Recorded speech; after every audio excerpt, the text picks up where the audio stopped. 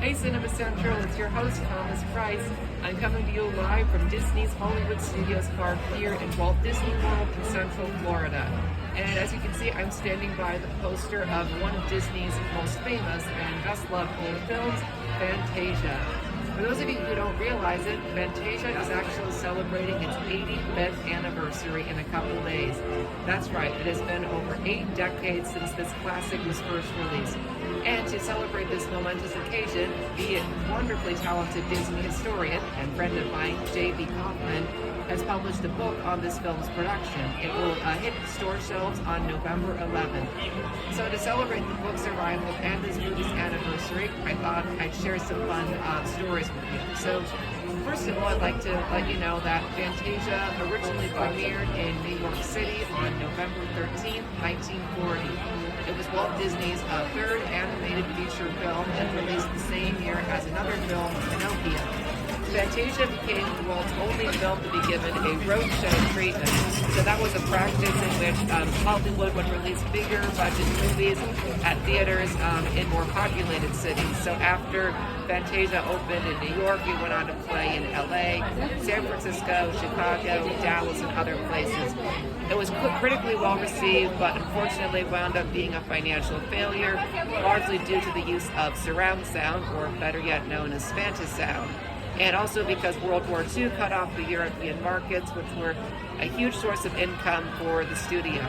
But Fantasia did find its audiences on re-releases in the later decades. It actually became a huge hit when it was re-released in '69 to capitalize on the whole psychedelic thing. So a lot of people who saw it probably thought they were very high when they were actually watching something beautiful. So what makes Fantasia a really beautiful movie is the fact that it has not one story, but multiple ones. When Walt Disney dreamed up this film, he originally wanted it to be a standalone film called The Sorcerer's Apprentice.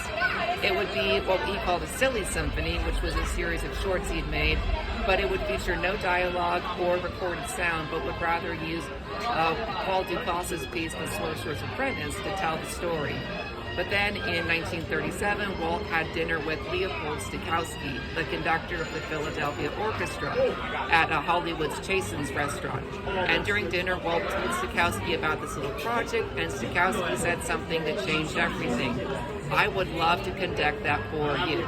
Yep, those words changed the Sorcerer's Apprentice's whole history. And before long, the Sorcerer's Apprentice was way too expensive to be released as a standalone film, and so Walt decided to make a concert feature that later on became Fantasia. Walt wanted audiences who watched it to feel like they were at a concert.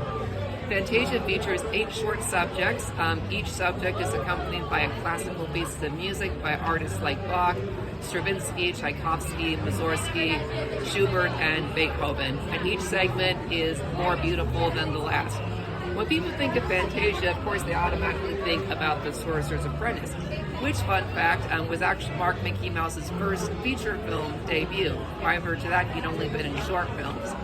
And it also marked one of his first appearances with pupils for eyes instead of pure black circles. Walt really enjoyed working on this movie a lot. He was extremely proud. But interestingly, one of his favorite sequences he worked on in the film was the Rite of Spring, because when he heard Stravinsky's piece, he said, "This is great, and it would look fantastic with prehistoric monsters." So it allowed them to bring dinosaurs to life. And coincidentally enough, Leopold Stokowski, who actually happened to be, Stravinsky happened to be alive at the time and worked with Walt, but ultimately hated the interpretation of his piece.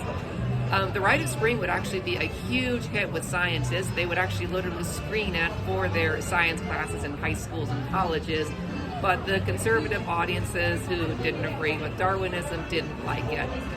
Of course, Fantasia also features one of Disney's most terrifying villains of all time, Chernabog.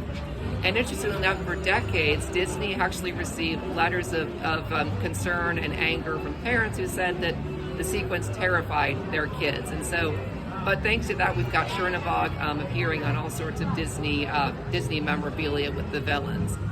So interestingly, another thing you should know about Fantasia is that Walt actually wanted to re-release the film every year with a new sequence. But unfortunately, because of Fantasia's financial failure, The idea was scrapped, but his love of music and animation didn't go away.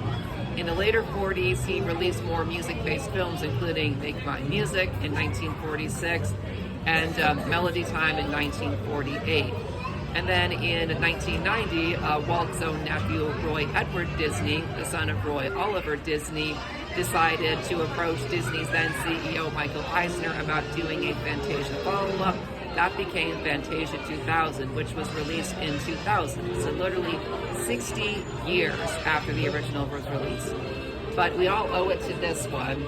And of course, you can find nods to Fantasia in a lot of Disney park shows, including Fantasmic, both here at Disney Hollywood Studios and Disneyland Park. Also, at Disneyland, if you ever see the Primeval World dinosaur diorama, you might not know this, but the dinosaurs on that were actually inspired by the Rite of Spring. Plus, true Fantasia fans found as a lot of characters, even characters like Little Pegasus here, or the Centaurs and Centaurettes, or even, of course, the hilariously memorable character from Dance of the Hours, Mademoiselle Upanova the Ostrich, Hyacinth Hippopotamus, and Ben Alligator. If you've not watched Fantasia, I highly recommend it. You can find it on Disney Plus for renting or wherever DVDs and Blu-rays are still sold. But anyway, thank you so much for tuning in today. I hope you will celebrate Disney's Fantasia's 85th anniversary coming November 13th. As always, this is your host, Thomas Price for Cinema Central, and it's been a real pleasure.